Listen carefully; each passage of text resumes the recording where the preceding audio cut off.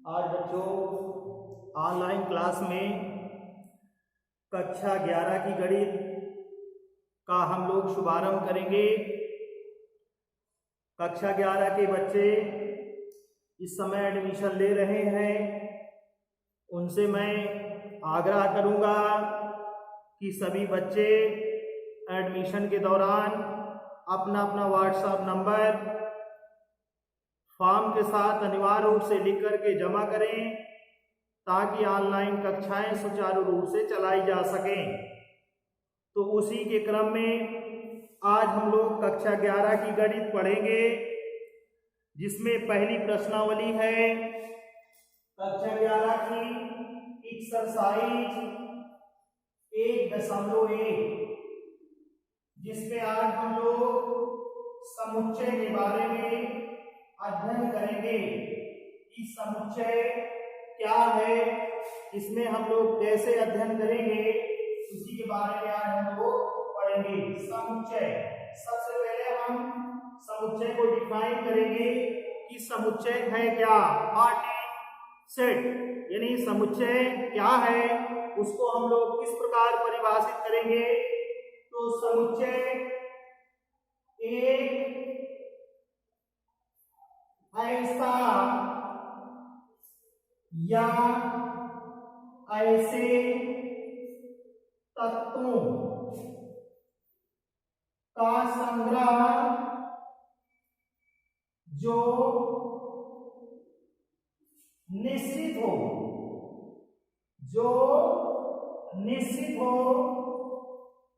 कमा सत्य हो,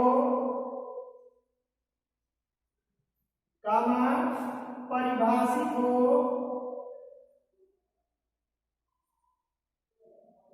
ऐसे समुच्चय को, ऐसे तत्वों के संग्रह को,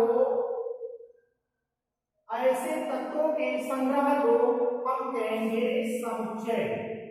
समुच्चय एक ऐसा या ऐसे तत्वों का संग्रह है जो निश्चित हो, सत्य हो, परिभाषित हो, अर्थात इसको हम परिभाषित कर सके, डिफाइन कर सके, उसी को हम समुच्चय कहेंगे। तो समुच्चय दो प्रकार के होते हैं, इसके दो प्रकार होते हैं समुच्चय के।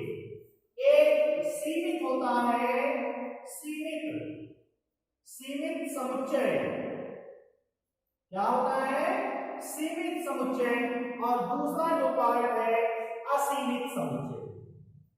असीमित समुच्चय, असीमित समुच्चय। अब सीमित किसको कहेंगे, ऐसा समुच्चय जिसकी हम गणना कर सकते हैं, जिसकी गणना हम कर सकते हैं, उसी को हम कहेंगे सीमित समुच्चय।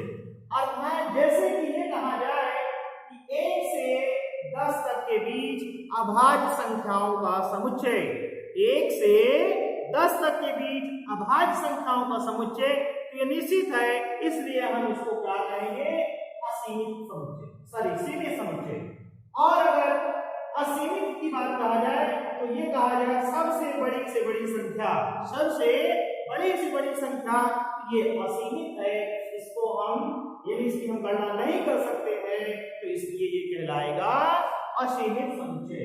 उसी क्रम में एक समुच्चय और होता है रिक्त समुच्चय। क्या होता है, रिक्त समुच्चय।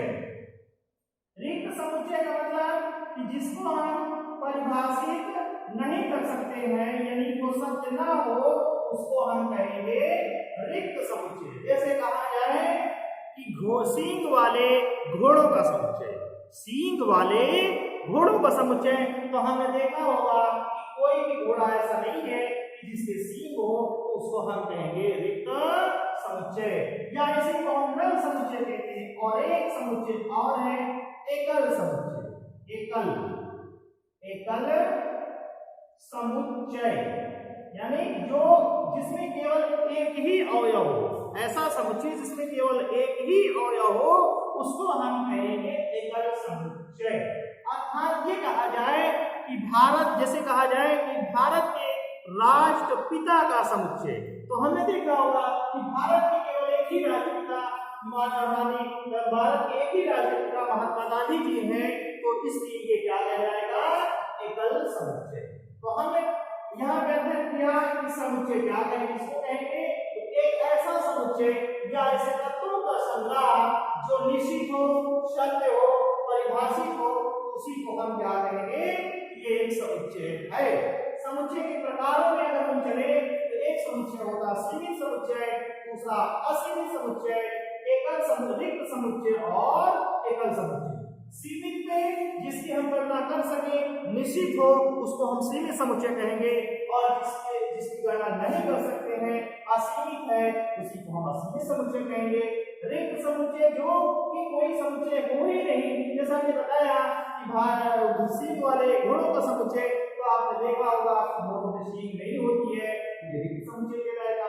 एकल समुच्चय जिसमें केवल एक ही अवयव है, जैसे कहा जाए कि भारत के राष्ट्रपिता का समुच्चय, तो भारत के केवल एक ही राष्ट्रपिता महात्मा गांधी जी हैं, इसलिए यह एकल समुच्चय होगा। अब हम अपने एक्सरसाइज की तरफ चलते हैं, 1.1 की तरफ समुच्चय के बारे में देखिए, आगे बढ़ते हैं। जैसे पहला प्रश्न है, हम पढ़ते हैं कि पहला प्रश्न है कि जे अक्षर से प्रारंभ होने वाले वर्ष के सभी महीनों का समुच्चय। तो प्रश्न है कि निम्नलिखित में से कौन समुच्चय है, अपने उत्तर का औचित्य बताइए। यहाँ पहला प्रश्न है, जे अक्षर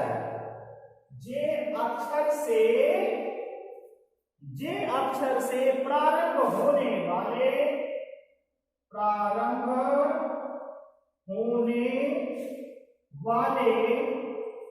जे अक्षर से प्रारंभ होने वाले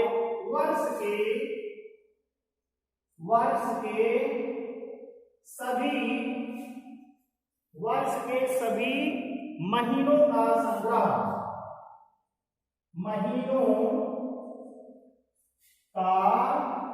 संग्रह। अब इसके बारे में हमको बताना है कि यह समुच्चय है कि नहीं है, और है तो कैसा है या किस प्रकार का समुच्चय है।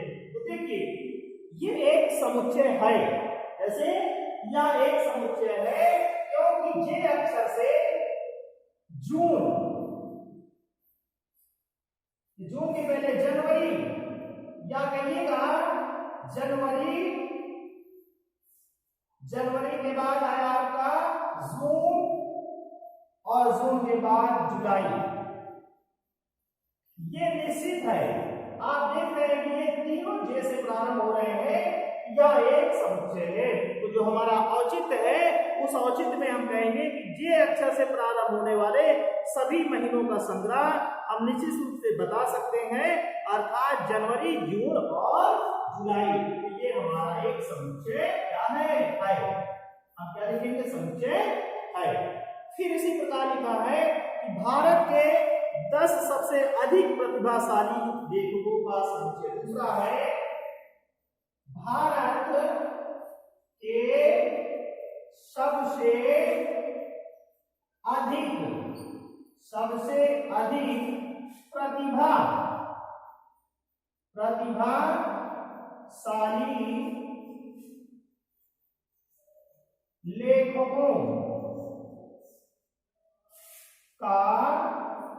लेखकों का संग्रह। आप देखिए भारत के सबसे अधिक प्रतिभाशाली लेखकों का समुच्चय। तो भारत के जो भी लेखक हैं उनमें एक व्यक्ति अगर प्रतिभाशाली है तो कोई जरूरी नहीं कि वो दूसरे के लिए प्रतिभाशाली हो, इसलिए इसको हम कहेंगे यह समुच्चय नहीं है। क्या है, समुच्चय नहीं है। क्यों नहीं है, क्योंकि भारत का जो सबसे अधिक प्रतिभाशाली लेखक है वो कोई जरूरी नहीं है कि वो दूसरे के लिए भी प्रतिभाशाली हो, वो स्वयं अपने के लिए प्रतिभाशाली है, इसलिए वह समुच्चय नहीं है, इसका औचित्य नहीं है, इसलिए समुच्चय नहीं है। इसी प्रकार अगला प्रश्न है, कह रहा है कि विश्व के सर्वश्रेष्ठ 11 बल्लेबाजों का संग्रह। अब इसको हमको ये बताना है कि ये निश्चित है कि नहीं है। तो इसी प्रकार है कि भारत की जो 11 सर्वश्रेष्ठ बल्लेबाज है वो कोई जरूरी नहीं कि दूसरे प्रतिभाशाली या सर्वश्रेष्ठ हो, इसलिए यह एक समुच्चय नहीं है। क्योंकि कोई व्यक्ति जरूरी नहीं है कि अगर वह अपने आप में सर्वश्रेष्ठ है तो दूसरे के लिए वह सर्वश्रेष्ठ हो, इसलिए हम कहेंगे कि यह समुच्चय नहीं है। इसी प्रकार अगला प्रश्न है, कह रहा है कि आपकी कक्षा के सभी बालकों का संग्रह, जैसे सपोज करिए कि आप कक्षा 11 के विद्यार्थी हैं, लिखा है आपकी कक्षा के सभी बालकों का संग्रह। अब इसको हमको बताना है कि यह निश्चित है कि नहीं, या समुच्चय है कि नहीं। आप देखिए, जैसे मान लीजिए आप कक्षा 11 के विद्यार्थी हैं, तो ये निश्चित है कि आपकी कक्षा में 10, 20, 50, 60, 70 जो भी लड़के हैं एनरोल्ड है, तो निश्चित है। तो इसलिए हम ये कह सकते हैं कि यह समुच्चय है। आपकी कक्षा के 11, मान लीजिए आप 11 के स्टूडेंट हैं, तो आपकी कक्षा में एक निश्चित संख्या है। जब निश्चित है तो आप ये कह सकते हैं कि यह समुच्चय है। इस प्रकार आपकी कक्षा के सभी बालकों का जो संग्रह है एक समुच्चय है। अब अगर यहाँ पे कहा जाए, मान लीजिए एग्जाम्पल के तौर पे कहा जाए कि उन सभी सब्जियों का समुच्चय जो खाने में अच्छी लगती है, उन सभी सब्जियों का समुच्चय जो खाने में अच्छी लगती है। तो देखिए हम आपके सामने एग्जाम्पल लिख रहे हैं, उन सभी सब्जियों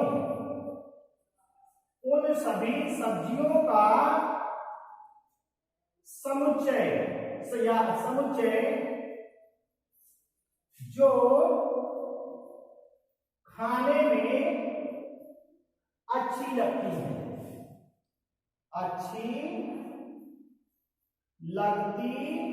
है, अब देखिए यहाँ पे निश्चित नहीं है।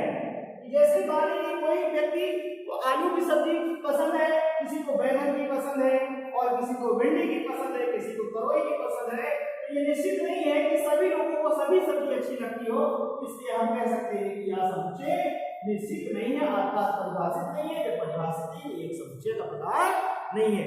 इस प्रकार हम समुच्चय को डिफाइन कर सकते हैं कि कौन समुच्चय है और कौन नहीं। तो ठीक है, अब अगली वीडियो सेशन में हम लोग पढ़ेंगे समुच्चय के प्रकार के बारे में, कि किस प्रकार सीमित समुच्चय को हम कैसे देखेंगे, असीमित को कैसे देखेंगे, एकल को कैसे देखेंगे, और रिक्त समुच्चय, इनके बारे में अगले वीडियो सेशन में पढ़ते हैं। थैंक्स।